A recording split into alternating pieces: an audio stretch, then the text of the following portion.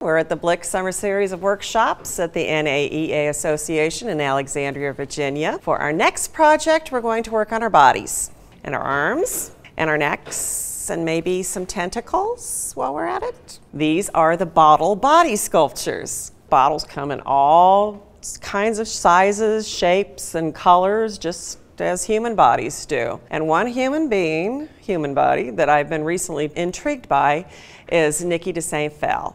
Niki is most widely known for her Nana sculptures, which were a large part of her body of work. The word Nana is a French slang term, much like the words that we would use chick or broad in our American slang. Nanas reject the stereotypical roles of women and the ideals of small, soft, quiet, feminine beauty. They're bold and colorful in a way that you can't ignore. They demand attention, they exude exuberance, and they demonstrate the fact that beauty comes in all sizes, shapes, and colors. Taking a cue from the Nanas, we're going to create a figurative sculpture today that rises from a base and it can strike a pose. Decide what type of figure it is that you're creating. Human, animal, imaginary. The bottle will probably tell you what type of figure that it's supposed to be. In your packet, we've given you a little bag of aquarium gravel.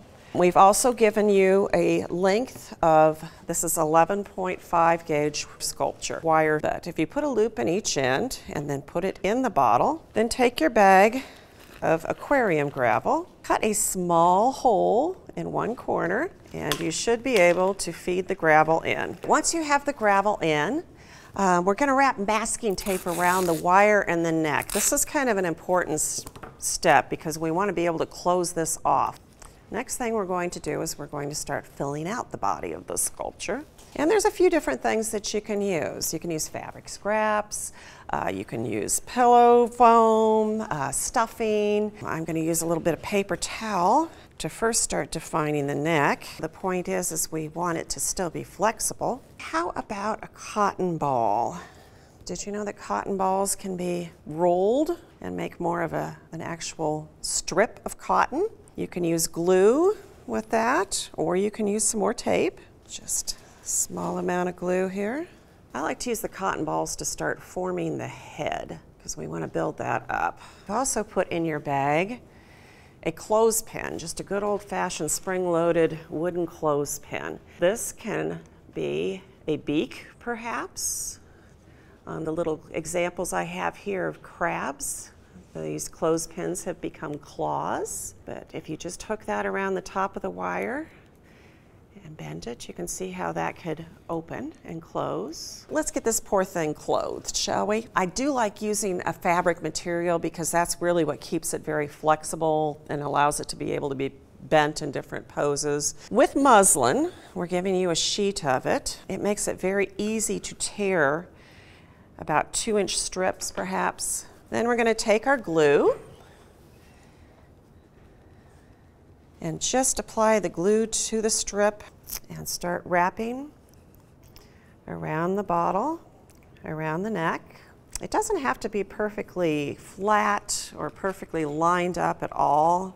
All right, so I would continue to wrap and to build all the way up and cover the sculpture. Ideally, I would let the glue dry completely, of course, before starting to paint it, because we're short on time today, our time is limited. We're going to go ahead and paint it. There's other things that you could apply to this, raffia, sequins, yarns, some of the things that we've already used in the workshop. If you wanted to add fur or if you wanted to add a mane.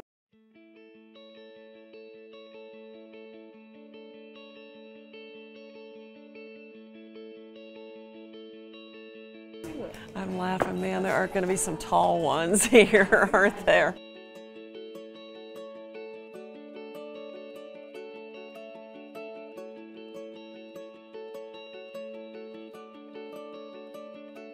The good thing with this is that you can be very open. Like you can do real animals or just like fantasy animals. So it kind of like creates more of like, it can be a little more imaginative. Because sometimes kids really like that when they can combine different animals instead of just being like it has to be an animal that is real.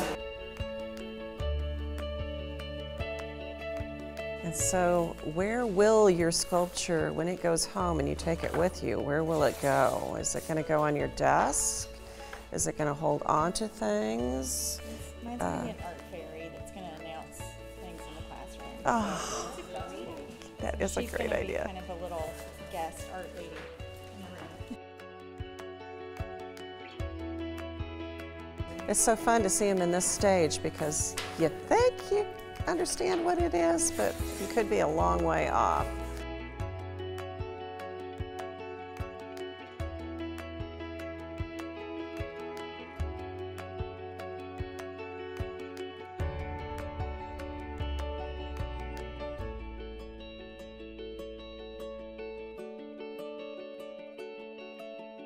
These bottle bodies are turning out amazing. Each one of them is so unique. Why don't you make one too? We have all the supplies, except for the bottle, of course, at dickblick.com. While you're there, look for a free printable PDF of this lesson plan with examples, step-by-step instructions, and the national standards for the visual arts. Thanks for joining us.